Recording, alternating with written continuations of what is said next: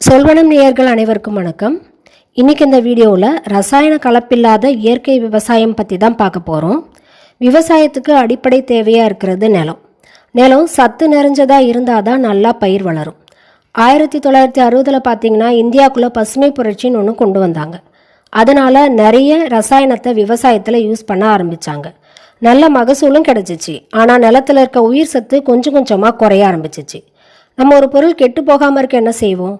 உதாரணத்துக்கு மீன் கருவாடை ஆகிறதுக்காக மீன் ஃப்ரெஷ்ஷாக இருக்கிறப்பவே அதில் நிறைய உப்பு சேர்ப்பாங்க. அதனால் மீனில் எந்த விதமான பாக்டீரியாஸும் மைக்ரோப்ஸும் வளராது.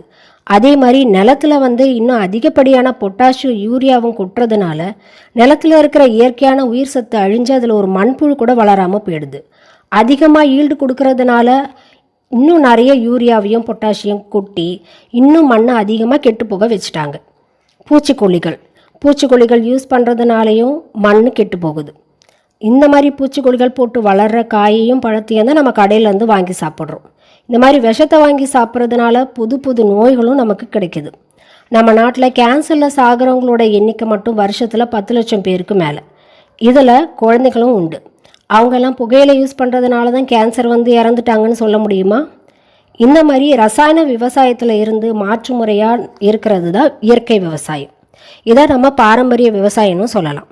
இதுலேயும் உரங்களையும் பூச்சிக்கொல்லிகளையும் யூஸ் பண்ணுவாங்க தான். ஆனால் அதெல்லாம் இயற்கை முறையில் தயாரித்ததாக இருக்கும்.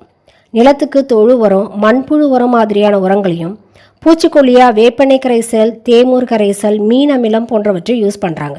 இதனால் மண்ணில் இருக்க சத்தும் குறையாது, நமக்கும் நல்ல ஆரோக்கியமான காய்கறிகளும் கனிகளும் கிடைக்கும். ஆனால் ஆர்கானிக் ஃபுட் எல்லாராலையும் வாங்க முடியுமா? பாரம்பரிய விவசாயம் மூலமாக மகசூல் கொஞ்சமாக தான் கிடைக்கும்.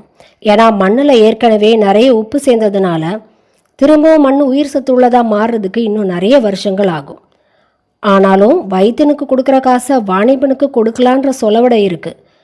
நம்மளில் நிறைய பேர் ஆர்கானிக் ஃபுட் வாங்குறது மூலமாக நம்மளோட ஆரோக்கியத்தை இம்ப்ரூவ் பண்ணிக்கிறது இல்லாமல் டிமாண்டு ஜாஸ்தி பண்ணலாம். டிமாண்டு ஜாஸ்தி பண்ணால் உற்பத்தி ஜாஸ்தி ஆகும். உற்பத்தி ஜாஸ்தி பண்ணுறதுனால விலையும் கம்மியாகும். இந்த வீடியோவை பார்த்துட்ருக்க மாணவர்கள் யாராவது இருந்தீங்கன்னா வேலைக்கு போய் நல்லா சம்பாரித்து உங்களுக்குன்னு ஒரு இடம் வாங்கி உங்கள் வீட்டுக்கு தேவையான காய்கறியும் கனிகளையும் நீங்கள் அதில் உற்பத்தி செஞ்சுக்கோங்க. அது முடியாது அப்படின்னா உங்கள் வீட்டு மாடியிலே ஒரு சின்ன தோட்டம் வச்சு உங்கள் வீட்டுக்கு தேவையான காய்கறிகளை அதில் உற்பத்தி பண்ணிக்கலாம். ஒரே ஒரு தொட்டி வச்சாச்சு, ஒரு கீரையாவது வளர்த்துக்கோங்க. இந்த வீடியோ பார்க்குறவங்க 4-5 பேராக சேர்ந்து பாரம்பரிய விவசாயம் பண்ணுற விவசாயிகளை நேரில் போய் பார்த்து அவங்கக்கிட்ட இருந்தே நேரடியாக பொருட்களை கொள்முதல் பண்ணிக்கலாம். பாரம்பரிய விவசாயத்தை வளர்த்தோம்னா தான் இனி அடுத்து வர ஜெனரேஷன் மாஸ்க் இல்லாமல் மூச்சு விடுறதுக்கும் தடுப்பூசி இல்லாமல் நோய் இல்லாமல் வாழ்கிறதுக்கும் முடியும்.